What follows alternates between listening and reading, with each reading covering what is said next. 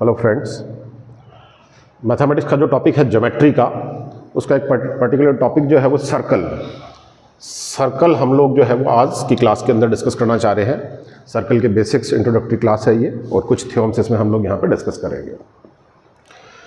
कोई भी एक पॉइंट है, इस पॉइंट से एक पर्टिकुलर डिस्टेंस हमने मेंटेन की, सपोज r, और ये डिस्टेंस कॉन्स्टेंटली मेंटेन करते हुए चाहे हम एंटी क्लॉकवाइज मूव करें चाहे हम क्लॉकवाइज मूव करें, दोनों ही केस के अंदर चाहे आप क्लॉकवाइज मूव करें चाहे एंटी क्लॉकवाइज मूव करें, जो रास्ता बनेगा, जो पाथ बनेगा, जो लोकस बनेगा, वो एक सर्कल का निर्माण करेगा। समझ गए? किसी भी पॉइंट, सेंटर पॉइंट से इक्वल डिस्टेंस मेंटेन करते हुए जो रास्ता, जो लोकस, जो पाथ बनेगा, दैट इज कॉल्ड सर्कल। उसको हम इंग्लिश में सर्कल बोलते हैं और हिंदी में हम इसको वृत्त बोलते हैं। इंग्लिश में सर्कल और हिंदी में वृत्त। हम लोग जो है वो यहाँ पे बेसिक टर्मिनोलॉजी डिस्कस करेंगे पहले कि सर्कल में क्या क्या टर्म्स यूज होती हैं, फिर उसके बाद में आगे जो है वो थ्योरम्स के पार्ट को डिस्कस करेंगे।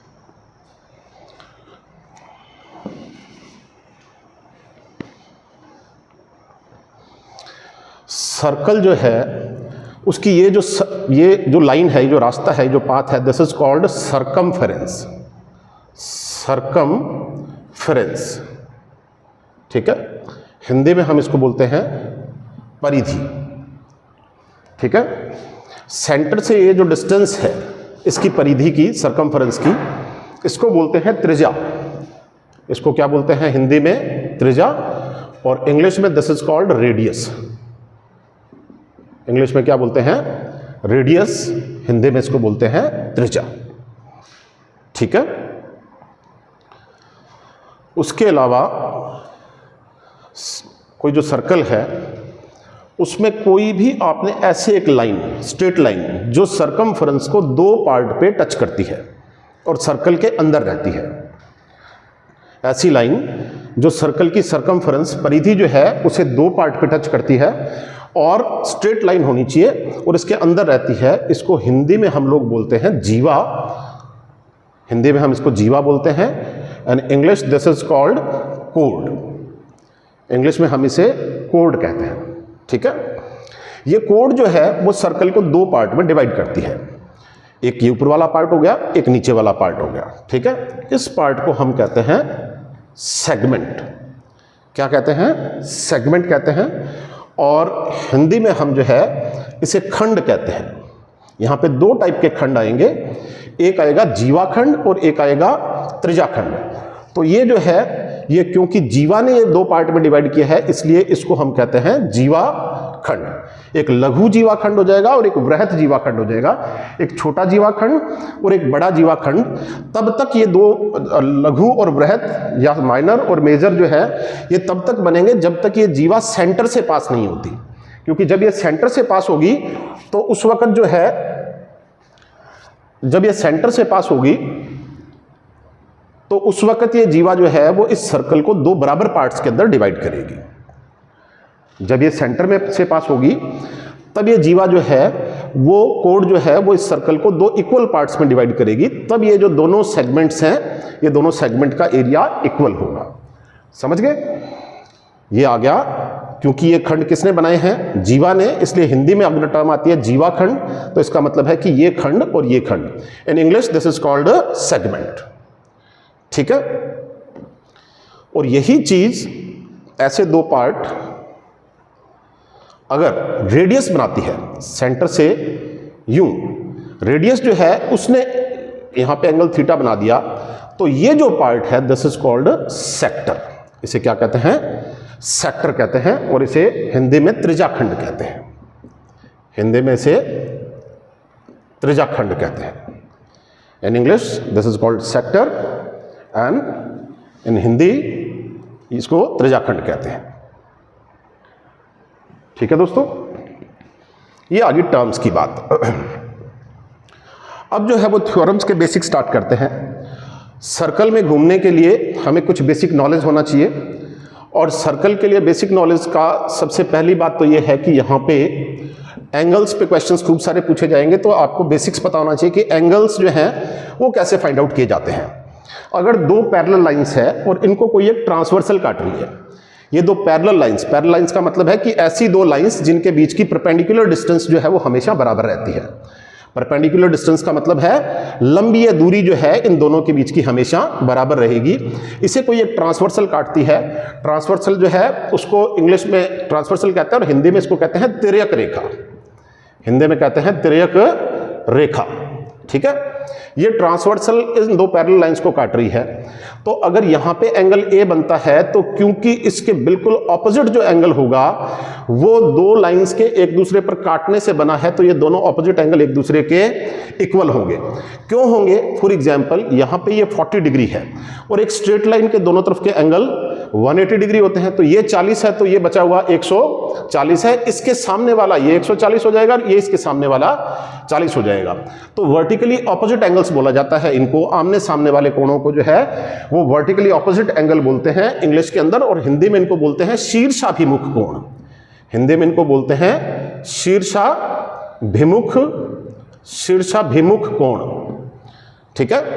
In English this angle is called vertically opposite angle and in Hindi this is called शीर्षाभिमुख कोण। शीर्षाभिमुख कोण जो है वो हमेशा बराबर होंगे। ये एंगल अगर A है तो ये एंगल भी A होगा। अब देखिए क्योंकि इस लाइन के एग्जैक्टली पैरेलल ये लाइन है, इसलिए जो इस ट्रांसवर्सल के साथ में बिहेवियर इस वाली पहली लाइन का है वही सेम बिहेवियर इस दूसरी लाइन का होगा, because these two lines are exactly parallel to each other. Clear? तो अगर यहां पे एंगल ए है तो इसके कॉरेस्पॉन्डिंग एंगल जो है वो यहां बनेगा।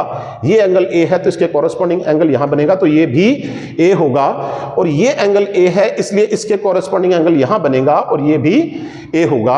और अब आपको ये पता लगेगा कि दो पैरेलल लाइंस को जब किसी ट्रांसवर्सल ने काटे तो ये वाला एंगल एक तरफ का और ये वाला एंगल दूसरी तरफ का, ये दोनों जो अंदर वाली साइड के जो एंगल हैं वो एक दूसरे के बराबर होंगे।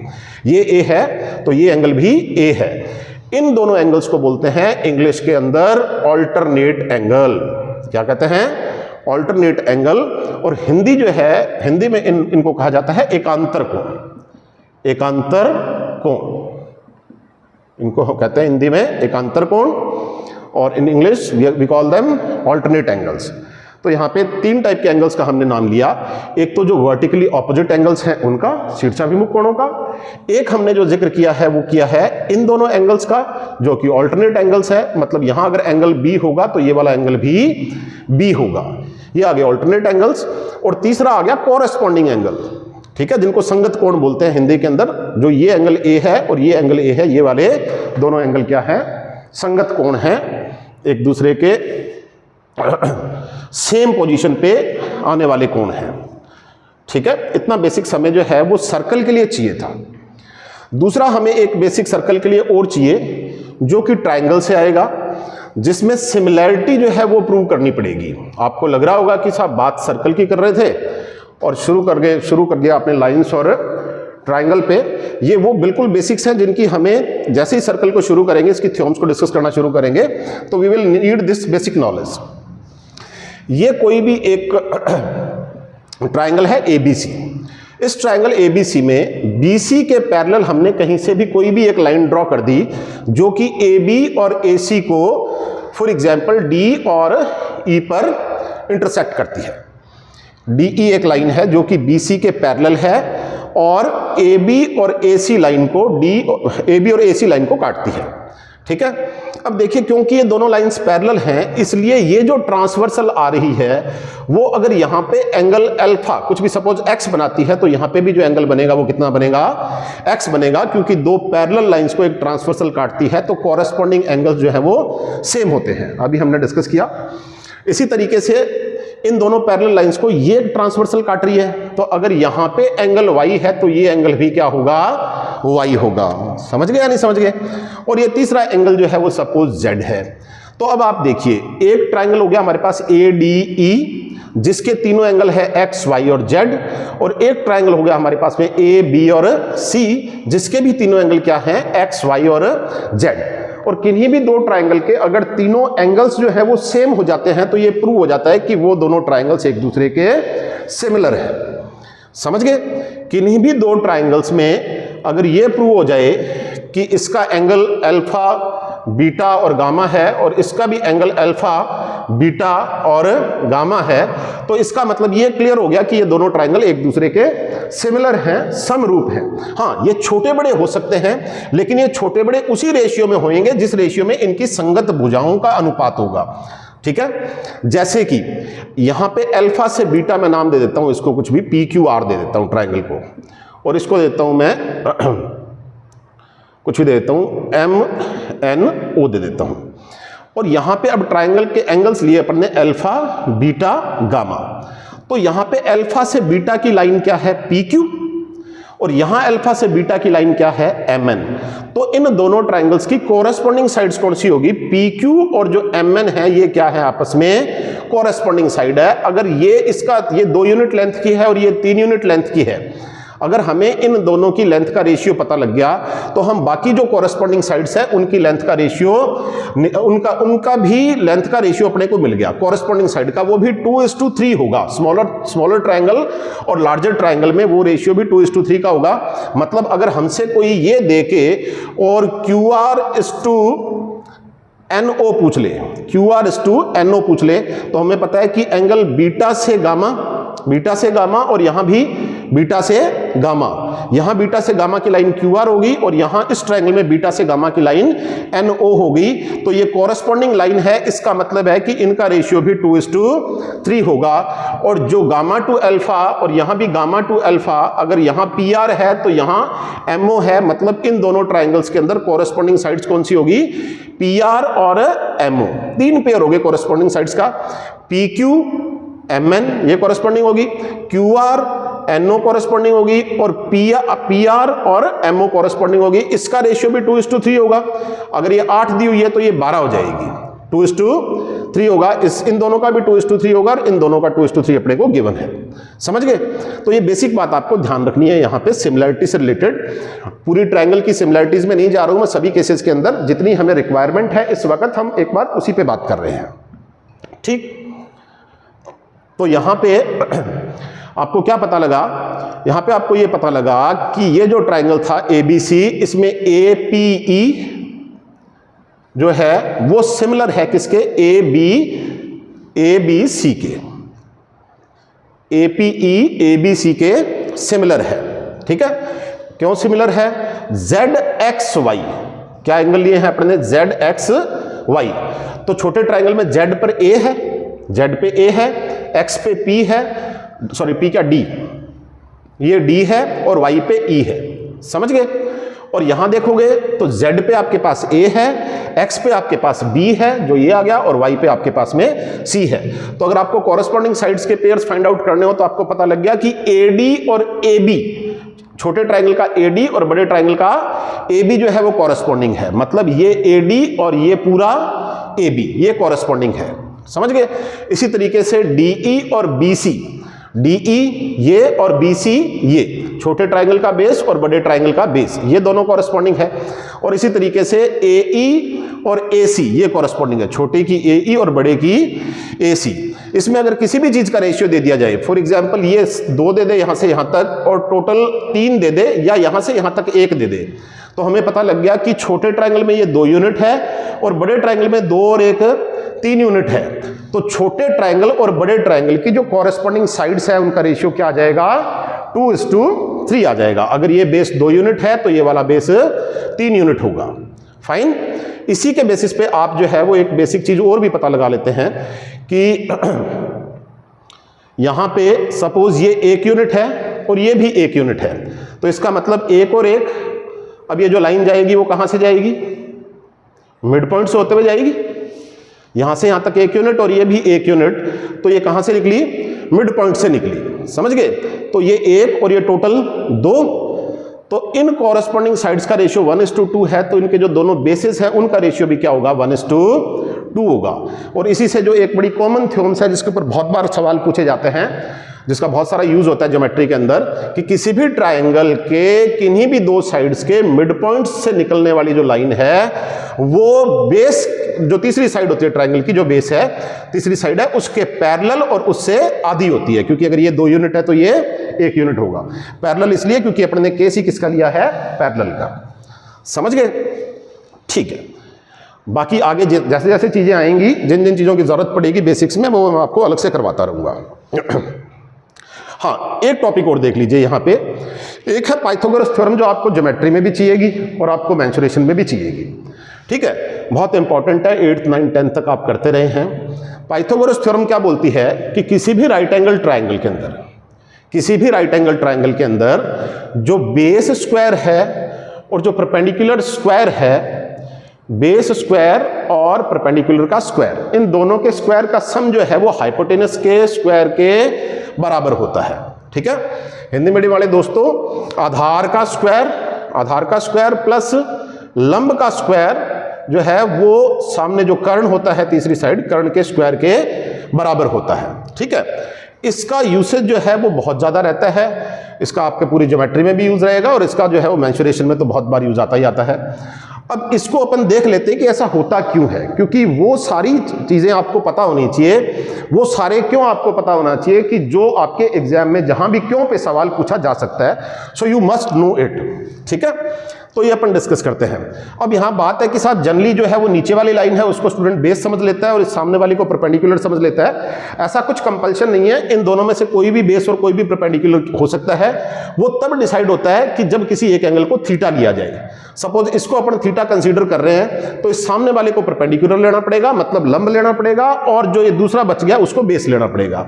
अगर इसको आप थीटा कंसीडर कर रहे हैं तो इसे हमें परपेंडिकुलर लेना पड़ेगा और इसे हमें जो है वो बेस लेना पड़ेगा, इसे जो है वो लंब लेना पड़ेगा और इसे आधार लेना पड़ेगा। जो 90 डिग्री के सामने वाली साइड है वो हमेशा फिक्स है, वो क्या रहेगी, कर्ण ही रहेगी, वो हाइपोटेनस ही रहेगी। ठीक है, अब इसको अपन प्रूव कर लेते हैं कि base square plus perpendicular square is equal to hypotenuse square, जो हम बार बार सुनते हैं, वो ऐसा होता क्यों है और होता भी है या नहीं होता। तो इसके कई सारे तरीके हैं प्रूव करने के, लेकिन मैं आपको एक सिंपल से मेथड से बता देता हूं जिससे कि आपके लिए थोड़ा आसान हो जाएगा। ये हमने एक स्क्वायर ले लिया, इस स्क्वायर में सपोज ये मैंने कोई पॉइंट ले लिया और इसको ऐसे मिला दिया। ठीक है, ये ले लिया साहब मैंने, ये लेंथ मैंने स्मॉल ए ले ली और ये लेंथ मैंने स्मॉल बी ले ली। ठीक है, और ये इसको मैं इस लाइन के ऊपर जहां पे ले जाके मिला रहा हूं, उसके बाद जो लेंथ बच रही है वो वापस ए के बराबर होनी चाहिए। तो फिर यहां से यहां तक ये वापस क्या आ गई, ए आ गई, और इसको मैंने ऐसे मिला दिया तो ये कितनी आ गई, बी आ गई, स्मॉल बी। यहां फिर ए छोड़ दिया, ये ए आ गया, और यहां से ऐसे मिला दिया, समझ गए, तो ये क्या आ गया, यहां से यहां तक स्मॉल बी आ गया, और इसको फिर वापस यहां मिला दिया, ये स्मॉल ए आ गया और ये स्मॉल बी आ गया। समझ गए या नहीं समझ गए। अब हमने इस तरीके से जो है वो इस स्क्वायर के पार्ट्स कर दिए। तो अब आपको देखेंगे कि इसमें 4 तो ट्राइंगल हो गए, एक ये ट्राइंगल, एक ये ट्राइंगल, एक ये ट्राइंगल और एक ये ट्राइंगल। समझ गए, और एक अंदर क्या बच जाएगा, ऑब्वियसली स्क्वायर बच जाएगा। ठीक है, तो अब अपन देखते हैं कि जो बड़े वाला जो स्क्वायर है इसकी जो टोटल लेंथ है एक, that is equal to small A plus small B, small A plus small B. और किसी भी स्क्वायर का एरिया फाइंड आउट करने के लिए हम क्या करते हैं, उसकी साइड को साइड से मल्टीप्लाई करते हैं। तो मतलब a प्लस बी जो है उसको अगर मैं a प्लस बी से मल्टीप्लाई कर दूं, या इन अदर वर्ड्स मैं इसका होल स्क्वायर कर दूं, तो मेरे पास में इस सारे का एरिया आ जाएगा या नहीं आ जाएगा, इस सारे का एरिया आ जाएगा। ठीक है, बड़े स्क्वायर का एरिया। अब बड़े स्क्वायर का एरिया किसके बराबर है, ये 4 छोटे ट्राइंगल्स के एरिया का सम प्लस इस छोटे स्क्वायर के एरिया के बराबर है। तो a प्लस बी का होल स्क्वायर जो है वो मैं लिख देता हूं, इन चारों ट्राइंगल्स का सम तो पहले लिखता हूं 4 टाइम्स किसका, 1/2 इंटू ए इंटू बी। 1/2 फॉर्मूला क्या होता है, 1/2 इंटू बेस इंटू हाइट। तो यहां पे ये बेस मान लो या ये हाइट मान लो, इधर ये बेस मान लो या हाइट मान लो। तो किसी एक का एरिया निकाल लेते हैं और उसका 4 गुना कर लेते हैं। तो एक का एरिया क्या आया, 1/2 इंटू बेस की जगह मैंने ए लिख दिया और हाइट की जगह मैंने बी लिख दिया, क्योंकि यहां पे 90 डिग्री है। और ऐसे ऐसे 4 हैं तो मैंने 4 से मल्टीप्लाई कर दिया। तो अभी तक मैंने ये सारा ट्राइंगल्स का एरिया कवर कर दिया, ये वाला एरिया। ठीक है, प्लस उस स्क्वायर का एरिया, इस साइड को मैं x मान लेता हूं एक बार। ठीक है, तो इसका एरिया क्या हो जाएगा, x स्क्वायर हो जाएगा। फाइन, x इंटू एक्स क्या हो जाएगा, x स्क्वायर हो जाएगा, इस प्लस x स्क्वायर। अब a प्लस बी के होल स्क्वायर को जब अपन ओपन करते हैं, a प्लस बी के होल स्क्वायर को जब अपन ओपन करते हैं तो a प्लस बी का होल स्क्वायर अपने को देता है a square plus B square plus 2ab, और ये किसके बराबर हो जाएगा, 2 से 4 को कैंसिल किया तो 2 आ गया, 2 into a into B is equal to 2ab plus x square, ये 2ab से 2ab कैंसिल हो गया, तो एक्स स्क्वायर किसके बराबर आ गया, a square plus B square के, a square plus B square के बराबर आ गया। तो a square plus B square के बराबर जो है वो क्या आ गया हमारे पास में, एक्स स्क्वायर आ गया, समझ गए। और x लिया था हमने ये साइड, x जो ली थी वो हमने इस छोटे वाले ट्रायंगल की लेंथ ली थी, तो क्या ये प्रूव हो गया कि ये जो हाइपोटेनस है वो इन दोनों साइड्स के स्क्वायर्स के सम के बराबर है। ये a है और ये यहां से यहां तक b है, तो a square plus B square is equal to hypotenuse square मतलब एक्स स्क्वायर। क्लियर और नॉट? तो यहां से जो है वो आप पाइथागोरस थ्योरम जो है डिराइव कर सकते हैं। There are other many ways to derive this, but this one is the simplest one, so I explained it. समझ में आ गया अभी आपको कि किसी भी ट्राइंगल, राइट एंगल ट्राइंगल के अंदर आधार स्क्वायर प्लस लंब स्क्वायर जो है वो कर्ण स्क्वायर के बराबर क्यों होता है, या होता भी है या नहीं होता। ठीक है, इतने बेसिक से एक बार अपना जो है वो काम चल जाएगा। सर्कल के बेसिक्स हमने देख ही लिए, एक बार मैं आराम से पहले करवा चुका हूं, फटाफट देख लीजिए। ये जो है वो त्रिज्या होगी, रेडियस, ये जो है जो पाथ है, जो लोकस है, दिस इज सर्कमफरेंस। यहां से ये जो लाइन जा रही है जो बाहर नहीं निकल रही, इसके अंदर ले रही है और सर्कमफरेंस को दो जगह पे टच कर रही है, समझ गए। इसको हम कहेंगे हिंदी में जीवा और इंग्लिश में इसको हम कहेंगे कोड। ये दो पार्ट्स में डिवाइड करेगी, एक ये जो है वो दोनों सेगमेंट आ गए, और उसके अलावा जो है अगर ये आगे ऐसे निकल जाती है क्रॉस करके, then this is called second, तब इसको सेकंड कहते हैं। और हिंदी में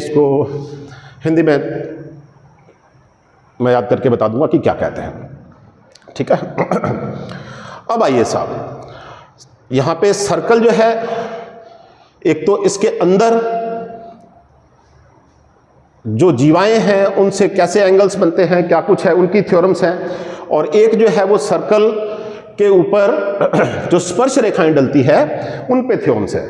तो जो बिल्कुल बेसिक से सवाल है वहां से शुरू कर लेते हैं।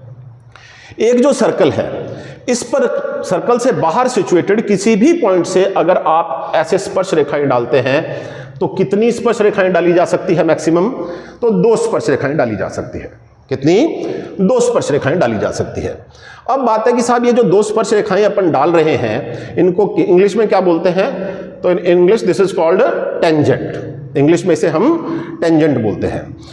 इन स्पर्श रेखाओं में आपस में क्या रिलेशन है, और इन स्पर्श रेखाओं का, इन टेंजेंट्स का सेंटर के साथ में क्या बिहेवियर है, ये हमें यहां पे पता करना है। ये सबसे बेसिक बात है जिससे सबसे पहले सवाल उठ के आते हैं सर्कल में।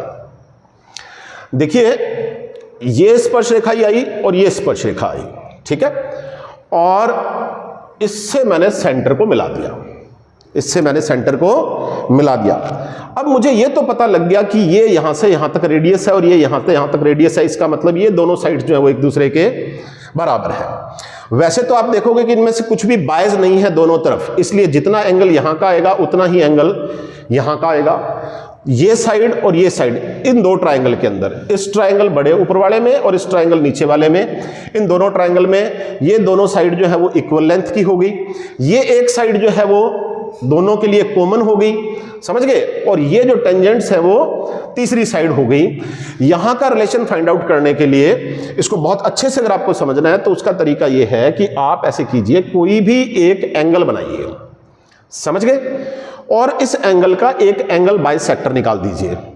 एंगल का एंगल बाइसेक्टर मतलब कोण समद्विभाजक, जो इस कोण को, इस एंगल को 2 बराबर पार्ट्स के अंदर डिवाइड करेगा। फाइन। तो अगर ये एंगल थीटा है तो ये एंगल भी यहां पे थीटा है। अब यहां से इसके ऊपर किसी भी पॉइंट से मैं एक परपेंडिकुलर डाल देता हूं, इस पर लंब डाल देता हूं, और एक परपेंडिकुलर डाल देता हूं, इस पर लंब डाल देता हूं, समझ गए। ये 2 मैंने क्या डाल दिए, लंब डाल दिए, 2 परपेंडिकुलर डाल दिए, ठीक है। अब आप देखेंगे कि एक ट्रायंगल तो ये बन गया, इसको कुछ भी नाम दे दिया मैंने, P, Q, R और S, ठीक है। इस ट्रायंगल जो PQS है उसमें एक एंगल थीटा हो गया, एक एंगल 90 डिग्री हो गया, और इसमें भी एक एंगल थीटा हो गया और एक एंगल 90 डिग्री हो गया। तो किन्हीं भी दो ट्राइंगल्स के अगर जो है वो दो एंगल सेम प्रूव हो गए तो फिर तीसरा एंगल ऑटोमेटिकली ही सेम होगा या नहीं होगा? उसे होना ही पड़ेगा, क्योंकि किसी भी ट्राइंगल के सभी इंटीरियर एंगल्स का जो सम होता है, सभी अंतःकोणों का योग है, वो फिक्स होता है, वो हमेशा 180 डिग्री ही होता है, हमेशा 180 डिग्री ही होता है। अब आप पूछ लेंगे कि सर 180 डिग्री ही क्यों होता है, तो मैं उसको एक या दो तरीके से अभी प्रूव कर देता हूं इसको करवाने के बाद में, ठीक है। ये थीटा, ये थीटा, ये 90 क्योंकि हमने डाला ही परपेंडिकुलर है, ये हमने लिया ही एंगल बाइसेक्टर है, ये एंगल कुछ भी हमने मान लिया, इसको जो है वो कुछ भी अपन ने x मान लिया तो ये एंगल भी x हो गया, और इससे ये चीज प्रूव होगी कि ये वाले दोनों जो ट्राइंगल्स हैं वो एक दूसरे के सिमिलर हैं। क्या प्रूव हो गया? एक दूसरे के सिमिलर है। और सिमिलरिटी के बाद में अब आपको ये चेक करना है कि इनकी कॉरेस्पॉन्डिंग साइड्स जो हैं वो कौन कौन सी है। तो हम कुछ भी एंगल ले लेते हैं, थीटा x 90, कुछ भी ले सकते हो आप, x 90 थीटा ले सकते हो, 90 थीटा x ले सकते हो, जो आपका दिल करे वो ले लीजिए। आपने ले लिया थीटा x और 90। अब इस पे देख लेते हैं यहां क्या आता है, PSQ ट्राइंगल, इस वाले ट्राइंगल में क्या आया, PSQ। ये किसके सिमिलर होगा? थीटा x 90, इसका लेते हैं PSR। और क्या आपको ये पता लग गया कि अब ये दोनों सिमिलर हैं, जिसके अंदर PS और PS ये कॉरेस्पॉन्डिंग साइड्स हैं, SQ और SR कॉरेस्पॉन्डिंग साइड है, SQ और SR, और PQ और PR कॉरेस्पॉन्डिंग साइड्स हैं। समझ गए नहीं समझ गए? तो आपको ये पता लग गया कि इस ट्राइंगल के अंदर जो PS है वो कॉरेस्पॉन्डिंग साइड है, क्योंकि वो तो दोनों के लिए कॉमन ही है। और थोड़ा सा और बेहतर समझोगे तो इस ट्राइंगल का हाइपोटेनस और इस ट्राइंगल का हाइपोटेनस ऑब्वियसली ये हमेशा कॉरेस्पॉन्डिंग होंगे, और अगर ये कॉरेस्पॉन्डिंग होंगे तो इट मींस ये है कि ये बराबर होंगे, क्योंकि ये एक ही लाइन है। तो इसका मतलब बाकी जो दोनों लेंथ है वो भी कॉरेस्पॉन्डिंग साइड्स के पेयर हैं, वो भी बराबर होंगे। कौन सा पेयर? SQ का पेयर, SQ और SR का पेयर, ये दोनों इक्वल होंगे। और PQ और PR का पेयर जो है, इनमें PQ की लेंथ और PR की लेंथ भी बराबर होगी, क्योंकि PQ और PR जो है ये कॉरेस्पॉन्डिंग साइड्स है। तो PQ किसके बराबर प्रूव हो गया? PR के बराबर प्रूव हो गया। और SQ किसके बराबर प्रूव हो गया? SR के बराबर प्रूव हो गया। तो इससे हमें यह समझ में आ गया कि किसी भी एंगल के एंगल बाइसेक्टर के किसी भी पॉइंट से एंगल बनाने वाली दोनों साइड्स के ऊपर जो परपेंडिकुलर डाले जाते हैं, वो दोनों परपेंडिकुलर इस पॉइंट से बराबर दूरी पे होते हैं। नंबर 1, बराबर दूरी पर होते हैं। और जहां ये पॉइंट्स डलते हैं वो जो डिस्टेंस इस एंगल से मेंटेन करते हैं वो भी इक्वल होती है, क्योंकि जो लेंथ PQ की आई वही लेंथ PR की आई। और इसको आपने सेंटर मानते हुए और इसको रेडियस लेते हुए अगर एक सर्कल बनाया तो वो सर्कल इस तरीके से यहां पे टच होते हुए जाएगा। और अब आपको इस सर्कल के ऊपर ये टेंजेंट नजर आने लग जाएगी, ये वाली और ये वाली दोनों टेंजेंट, और ये टेंजेंट सेंटर के साथ में 90 डिग्री का एंगल बना रही है। ये बात समझ में आई या नहीं आई? समझ गए?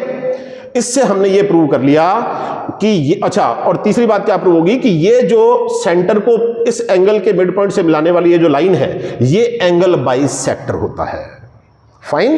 तो अब आप वापस इस पे आ जाइए। यहां अब आपको पता लग गया कि ये दोनों जो है वो एक दूसरे के बराबर हैं, क्योंकि इन्हीं को अपने रेडियस माना है। तो ये रेडियस होगी, ये रेडियस होगी। ये जो है अगर यहां थीटा होगा तो ये भी थीटा होगा। और इसके बाहर स्थित किसी भी पॉइंट से, सर्कल के बाहर स्थित किसी भी बिंदु से जो टेंजेंट दोनों डाली जा रही हैं, उन दोनों टेंजेंट की जो लेंथ है वो हमेशा बराबर होगी। तो समझ गए? ये जो length of these tangents which are drawn on a circle from any point situated outside of the circle are always equal to each other. Clear और नॉट? क्योंकि ये लेंथ किसके प्रूव हो गई थी? बराबर प्रूव हो गई थी आपस के अंदर। तो ये पहली बात है। अभी तक क्या समझ में आया कि किसी भी सर्कल के बाहर सिचुएटेड किसी भी पॉइंट से जो आप टेंजेंट डालते हैं, स्पर्श रेखाएं डालते हैं, वो सेंटर के साथ रेडियस पे 90 डिग्री का कोण बनाती है। समझ गए? और ये इस पॉइंट से सेंटर को मिलाने वाली जो लाइन है वो इस एंगल का एंगल बाइसेक्टर होती है। और दोनों टेंजेंट्स की लेंथ जो है वो हमेशा एक दूसरे के बराबर होती है। ठीक है? तो ये है आपका बिल्कुल बेसिक पॉइंट, पहला पॉइंट जो इसका टेंजेंट का है।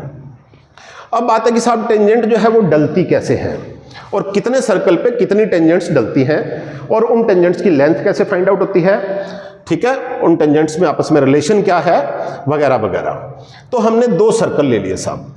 तो 2 सर्कल कैसी कैसी स्थिति के अंदर हो सकते हैं?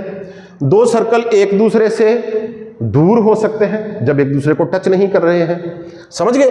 2 सर्कल जो है वो एक दूसरे को टच करते हुए हो सकते हैं। 2 सर्कल एक दूसरे को इंटरसेक्ट करते हुए हो सकते हैं। 2 सर्कल ऐसे हो सकते हैं कि एक सर्कल दूसरे के अंदर हो लेकिन जो है वो टच नहीं कर रही हो इनकी स्पर्श रेखाएं, इनकी सरकमफ्रेंस, और ऐसा भी हो सकता है कि अंदर हो लेकिन टच कर रही हो। तो इस पे बेसिक सवाल पूछ ले जाते हैं कि जी कौन कौन सी स्थिति के अंदर कितनी कितनी जो है वो स्पर्श रेखाएं या टेंजेंट्स जो है वो डाली जा सकती है। तो ये जो 2 सर्कल्स हैं इनके ऊपर हमने ऐसे करके 2 टेंजेंट डाल दी, तो ये स्पर्श रेखाएं होगी या नहीं होगी? जो इसको भी स्पर्श कर रही है और इसको भी स्पर्श कर रही है, ये 2 स्पर्श रेखाएं होगी जिनको हम बोलते हैं DCT, डायरेक्ट कॉमन टेंजेंट। इनको हम क्या बोलते हैं? डायरेक्ट कॉमन टेंजेंट बोलते हैं, डायरेक्ट कॉमन टेंजेंट, ठीक है, सीधी स्पर्श रेखाएं। और 2 ये हो जाएंगी ऐसे, ऐसे करके यूं निकल जाएगी एक, और ऐसे करके एक ये निकल जाएगी। इनको हम बोलते हैं TCT, transversal common tangent, transversal common tangent. क्या बोलते हैं? DCT और TCT, डायरेक्ट कॉमन टेंजेंट और ट्रांसवर्सल कॉमन टेंजेंट, समझ गए। ये सपोज यहां से यहां तक सपोज ये कैपिटल R है, इसकी रेडियस सपोज स्मॉल r है, बराबर भी हो सकती है लेकिन हमने अलग अलग ले लिया, ठीक है। और इन दोनों सेंटर के बीच की जो डिस्टेंस है वो सपोज D है, फाइन। तो पहले तो सबसे पहली बात तो यह है कि कितनी स्पर्श रेखाएं डाली जा सकती हैं, तो 4 डाली जा सकती हैं, 2 डायरेक्ट कॉमन टेंजेंट और 2 ट्रांसवर्सल कॉमन टेंजेंट। कौन से केस के अंदर? जिस केस के अंदर दोनों सर्कल एक दूसरे से दूर हैं, जहां पे वो आपस में इंटरसेक्ट नहीं कर रहे। अब यहां ये जो दोनों, सबसे पहले मैं ये बता देता हूं कि कहां कहां कितनी कितनी डल सकती है, और फिर उसके बाद में ये बता देता हूं कि इनकी लेंथ्स को हम कैसे फाइंड आउट करेंगे। ये फर्स्ट केस आ गया। दूसरा केस जो है वो आप इमेजिन कीजिए, खुद सोचिए कौन सा हो सकता है इसके बाद में। तो वो केस हो सकता है साहब, कई सारे केस हैं, उनमें से एक ही हो सकता है जहां ये इंटरसेक्ट नहीं कर रही है, बाहर से टच कर रही है। तो एक ये निकल गई, एक ये निकल गई और एक ऐसे करके निकल गई, समझ गए। फिर उसके बाद में जो है वो तीसरा केस क्या हो सकता है? जब ये दोनों एक दूसरे को इंटरसेक्ट करते हो तो फिर जो है वो सिर्फ 2 स्पर्श रेखाएं डाली जा सकती हैं, समझ गए। और उसके बाद में एक केस आ जाएगा जिसके अंदर क्या है कि एक सर्कल है और उसके अंदर एक सर्कल है जो कि एक की सरकमफ्रेंस दूसरे पर टच करती है। देखिए ये टच इतनी दूर में नहीं करती है, ये टच मात्र एक पॉइंट पे करती है, ठीक है। ये तो हमें जब इसको मार्कर से कर रहे हैं तो ऐसे लगता है कि इतनी दूर में कर रही है, लेकिन this is just a point where both these touch. तो यहां पे ऐसे स्पर्श रेखा आ जाएगी, तो कितनी डल सकती है? अब 1 डल सकती है, समझ रहे हैं। और अगर जो है वो एक सर्कल के अंदर दूसरा सर्कल है, एक सर्कल के अंदर कोई दूसरा सर्कल है, अब अगर आप डालना चाहें तो कॉमन कुछ भी नहीं डलेगी, एक सर्कल पर जो टेंजेंट डलेगी वो दूसरे की सेकंड होगी। एक की जो स्पर्श रेखा होगी वो दूसरे सर्कल को काटते हुए आएगी तो वो उसकी सेकंड होगी, समझ गए। इतने सारे केसेस हैं। अब कहां कहां पे क्या क्या इनकी जो है वो लेंथ या डिस्टेंसेस होती है, लेंथ्स होती है रादर, उनके ऊपर सवाल बहुत बार एग्जाम में पूछे जाते हैं, प्रीलिम्स में, मेंस में, सभी के अंदर। तो आप इसको ध्यान से देख लीजिए। पहला केस हम लेते हैं, एक सर्कल ये ले लिया और एक सर्कल ये ले लिया।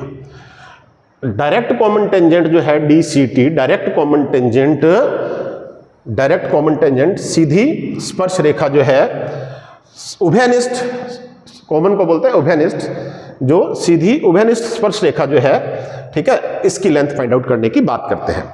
ये दोनों की रेडियस सेम भी हो सकती है, लेकिन सेम में कोई दिक्कत नहीं आती। दिक्कत कब आएगी? जब ये दोनों रेडियस अलग अलग हो। तो इसलिए मैं दोनों रेडियस अलग अलग लेके और इसको सॉल्व करवा देता हूं, और आपको समझने में आसानी हो इसलिए एक सर्कल को थोड़ा और छोटा ले लेता हूं, ठीक है। या ये मैंने सर्कल ले लिया और ऐसे जो है वो डायरेक्ट कॉमन टेंजेंट निकाल दी। यहां इसकी रेडियस जो है वो कैपिटल R ले लिया और इसकी जो रेडियस है वो मैंने स्मॉल r ले लिया। ये इनके जो है वो सेंटर आ गए, सपोज O और O', इसको नाम दे दिया मैंने O'। इन दोनों सेंटर्स को अगर मैं मिलाता हूं तो ये जो डिस्टेंस है, इस टोटल डिस्टेंस को मैंने नाम दे दिया D। टोटल डिस्टेंस जो है उसका नाम क्या हो गया? D हो गया।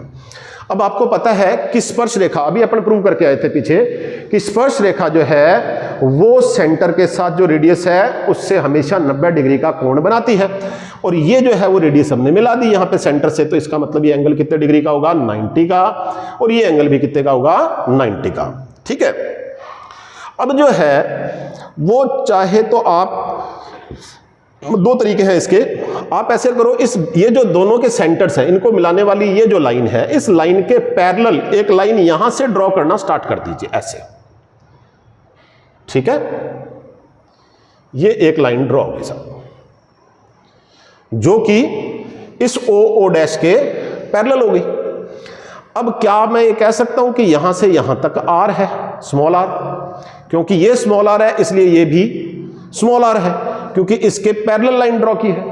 तो जब लाइन पैरेलल ड्रॉ की है और सेंटर से यहां भी 90 डिग्री का एंगल बनता हुआ जा रहा था और यहां पे भी 90 डिग्री का एंगल बनता हुआ जा रहा था, तो ये लेंथ तो ऑटोमेटिकली पैरेलल होगी। तो एक पैरेललोग्राम ये बन गया या नहीं बन गया, एक पैरेललोग्राम बन गया। अब आप देखिए कि इसको अगर अपन कुछ भी नाम दें, फॉर एग्जांपल P, Q, और इस पॉइंट को मैं जो है वो अलग नाम दे देता हूं, X, Y और Z। ये जहां पे जाके मिलती है इसको नाम दे दिया मैंने Z। अब आप ट्रायंगल XYZ को ध्यान से देखिए, XYZ, XYZ में यहां पे राइट एंगल है, 90 डिग्री है, और अगर 90 डिग्री है तो इसका मतलब ये कौन सा ट्रायंगल बन गया, XYZ, ये जो है वो एक राइट एंगल ट्रायंगल बन गया, समकोण त्रिभुज बन गया। समझ गए। और समकोण त्रिभुज राइट एंगल ट्रायंगल जो है उसमें अब हम क्या कह सकते हैं, पाइथागोरस थ्योरम को अप्लाई कर सकते हैं, जो क्या कहता है कि आधार स्क्वायर प्लस लंब स्क्वायर बराबर कर्ण स्क्वायर, मतलब base square plus perpendicular square is equal to hypotenuse square. अब इस, क्योंकि ये 90 डिग्री है, इसके सामने ये हाइपोटेनस आ गया, ZY क्या आ गया, हाइपोटेनस, और ZY जो हाइपोटेनस है, जो कर्ण है, उसकी लंबाई हमें पता है, क्योंकि वो लंबाई ये इस D के बराबर है, जो लंबाई हमने यहां से यहां तक ली है। दोनों सेंटर्स के बीच की जो लंबाई है वो D तो ली है ना अपन ने, तो D जो है स्मॉल d, ये टोटल डिस्टेंस आ गई O से O डैश की, और ये अगर D है तो यहां से यहां तक ये भी स्मॉल d है। समझ गए नहीं समझ गए, हाइपोटेनस हमें पता लग गया। ये लेंथ अगर आप ध्यान से देखोगे तो आपको पता लग चुकी है अब तक। कैसे लग चुकी है, क्योंकि यहां से यहां तक तो कैपिटल R है, बड़े सर्कल की रेडियस, और ये है छोटे सर्कल की रेडियस, तो ये भी छोटे सर्कल की रेडियस मतलब स्मॉल r। तो कैपिटल R में से अगर स्मॉल r माइनस कर देंगे तो ये लेंथ बच जाएगी या नहीं बच जाएगी। तो ये जो लेंथ है यहां से ZX जो लेंथ है, this is equal to capital R minus small r। समझ गए, capital R minus small r। तो अगर मैं जो है वो पाइथागोरस से ये कह सकता हूं कि base square plus perpendicular square is equal to hypotenuse square, तो क्या मैं ये कह सकता हूं कि इन दोनों में से किसी एक को यहां छोड़ दूं, सपोज बेस को यहां छोड़ दिया, base square is equal to hypotenuse square minus perpendicular square.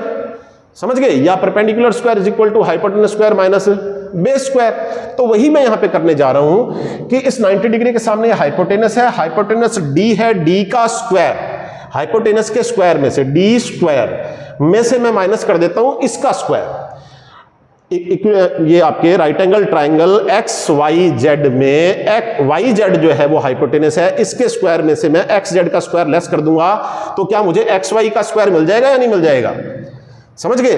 तो मैंने D स्क्वायर, इस डिस्टेंस के स्क्वायर में से माइनस करना है ये, और ये क्या है मेरे पास में, capital R minus small r। समझ गए। तो इसको मैं बोल देता हूं capital R minus small r, और इसका whole square is equal to होना चाहिए XY।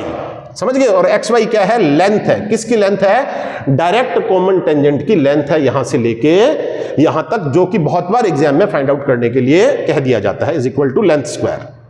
समझ गया नहीं समझ गए। तो लेंथ स्क्वायर की वैल्यू ये आई, तो अगर मैं इधर भी रूट कर दूं और इधर भी रूट कर दूं तो मेरे पास में लेंथ की वैल्यू क्या आ जाएगी, डायरेक्ट कॉमन टेंजेंट उभयनिष्ठ स्पर्श रेखा जो है उसकी लंबाई क्या आ गई, दोनों सेंटर्स के बीच की डिस्टेंस का स्क्वायर माइनस दोनों रेडियस जो है, बड़ी रेडियस और छोटी रेडियस के डिफरेंस का स्क्वायर। समझ गए। तो ये आपके पास में फॉर्मूला आ गया। अगर आप भूल जाते हैं, पहले इसको खुद डिराइव करने की कोशिश कीजिए, आप वीडियो को पॉज करके और वापस डिराइव खुद कीजिए। अगर यहाँ पे पहुंच जाते हो तो ठीक बात है, नहीं तो देख लीजिए कि कहाँ पे क्या गलती रही है। कोई चीज़ समझ में नहीं आई तो आप वापस देख लीजिएगा। इससे ये बात होगी डायरेक्ट कॉमन टेंजेंट की। इसी तरीके से अब क्योंकि यहाँ पे हमें जरूरत पड़नी थी जगह जगह पे पाइथागोरस थ्योरम्स की और कहीं पे सिमिलैरिटी की, इसलिए वो बेसिक हमने पहले कवर किए हैं।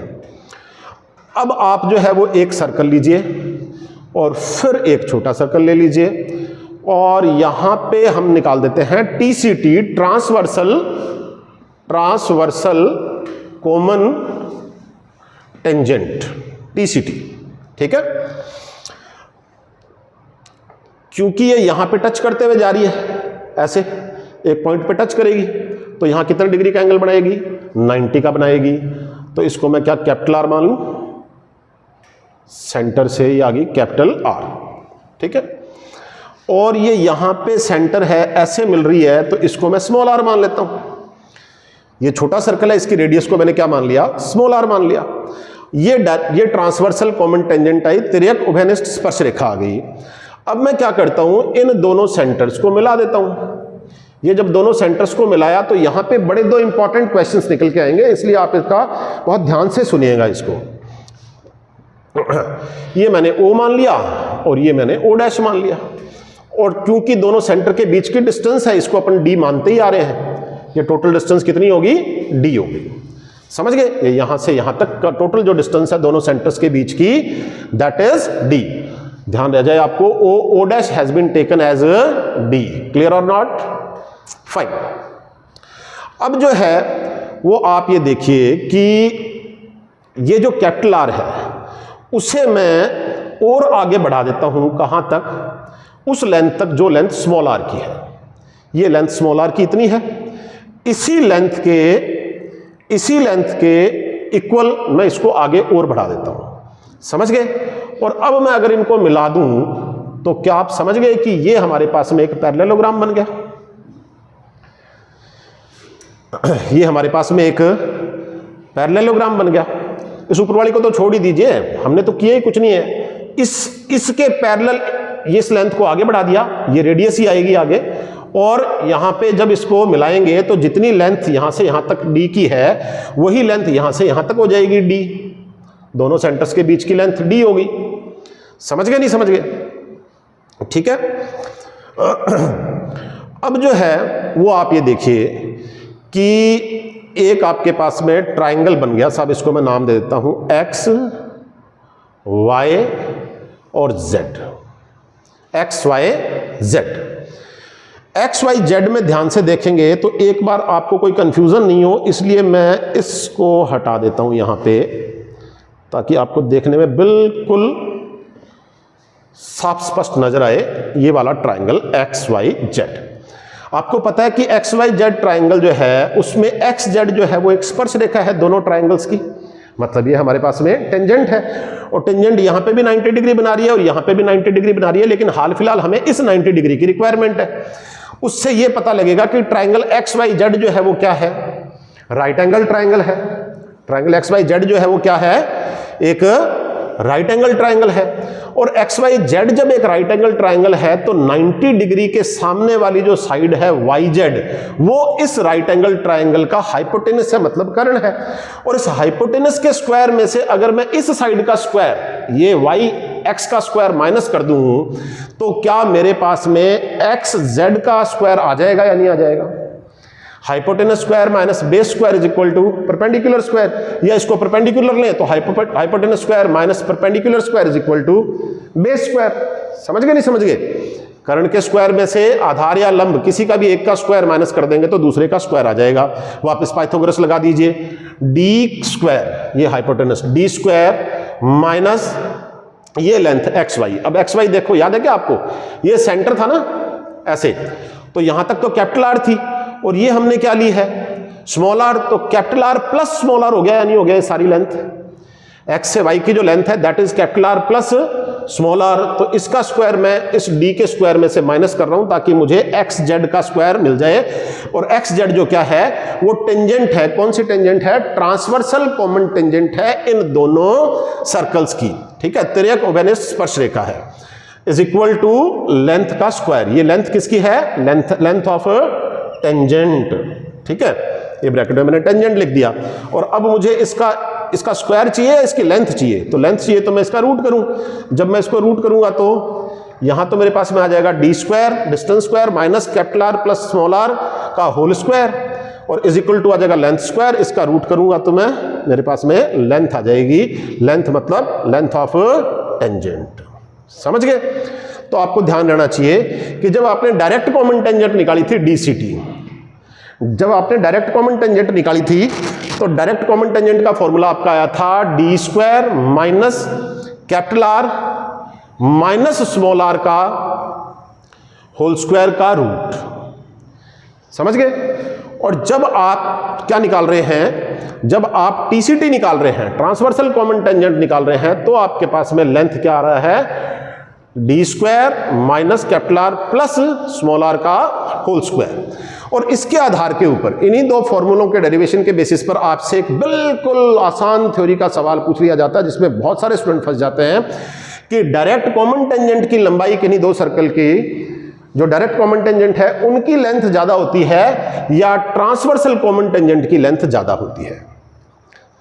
तो यहां जो है ये डी दोनों में कॉमन है, इसमें से यहां capital r minus small r मतलब छोटी वैल्यू माइनस कर रहे हो, और यहां capital r plus small r मतलब बड़ी वैल्यू का स्क्वायर माइनस कर रहे हो। किसी कांस्टेंट वैल्यू के स्क्वायर में फर्स्ट केस में तो आप छोटी वैल्यू का स्क्वायर माइनस कर रहे हो, तो जाहिर सी बात है छोटी वैल्यू का स्क्वायर कंपैरेटिवली छोटा होगा अगर प्लस में है तो, पॉजिटिव में है तो, ठीक है, कंपलसरी हो जाएगा। छोटी वैल्यू का स्क्वायर माइनस कर रहे हो तो ये ओवरऑल वैल्यू इस वैल्यू के कंपैरेटिवली बड़ी होगी, जब बड़ी होगी तो इसका रूट भी बड़ा होगा। सो जो है वो आपको ऑप्शन दे देते हैं कि साहब direct common tangent equal to transversal common tangent, direct common tangent is greater than transversal common tangent, direct common tangent is less than transversal common tangent और कैन नॉट बी डिसाइडेड। ठीक है, तो आपको यहां पे पता लगना चाहिए कि कौन सी बड़ी होती है और कौन सी छोटी होती है। ठीक है दोस्तों, आगे बढ़ते हैं अपन। दूसरे केस में जहां पे ये आ गई, जहां पे सर्कल एक दूसरे को टच कर रहे हैं। जब टच कर रहे हैं तो ये इनके सेंटर हो गए। अगर ये दोनों सेम ही हैं, इनकी रेडियस बराबर है, तब तो कोई दिक्कत ही नहीं है कि सेंटर आपने मिला दिए। यहां से यहां तक ये आ रहा है, यहां से यहां तक ये आ रहा है, ये 90 डिग्री है, ये 90 डिग्री है, तो एक आयत बन जाएगा। तो इसका मतलब अगर ये capital r plus capital R है, ये 2r है, तो ये भी 2r हो जाएगी। ठीक है, लेकिन जब ये बड़े छोटे हैं तब क्या होगा वो अपने को देखना है। ये बड़े छोटे ले लेते हैं अपन, ये बड़ा ले लिया, ये हमने छोटा ले लिया। अब हमने जो है वो इसकी डायरेक्ट कॉमन टेंजेंट निकाल दी।